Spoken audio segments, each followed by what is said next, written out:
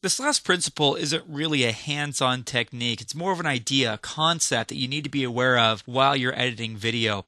This all started back in, I think, 1916, 1917 with a Russian filmmaker named Kuleshov. And what he did is he performed this little experiment where he had an image of a bowl of soup, and he showed this to an audience, and then he cut that with a man's face. And so people said, wow, look at his face. He kind of looks hungry. His face seems to say, that looks like delicious soup. And then he would show an image of a little girl in a coffin. And then he would cut back to the man's face. And the man's face would seem to have tragedy. It would seem to appear touched, heartbroken, because of seeing the girl in the coffin.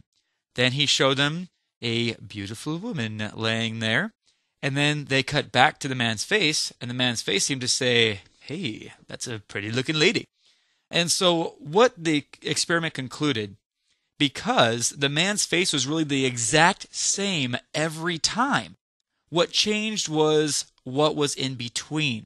So the effect the experiment taught us with video editing, that the way in which we order clips actually affects the story. So as a video editor, for example, kind of putting everything together here, if you needed to fix a problem with a cutaway and you wanted to make somebody look like they were tired, maybe you might get a clip from earlier on in the movie or some other piece of footage where they looked like they were sad.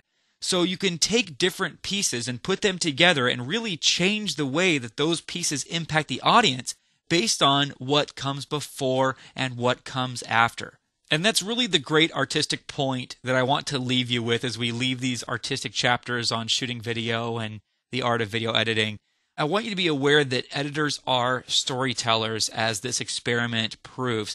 Even if you aren't the story writer and you didn't take part in writing the screenplay, and even if you aren't the director or the producer, the editor still does have some semblance of storytelling. So you might want to brush up on your storytelling skills and be aware that a lot of this stuff is in your hands. And even if you don't direct dramatic pieces, if you are directing, let's say, a commercial work, even like a commercial for a kid's toy or something, you can affect the way the audience feels about something based on the way you put clips together.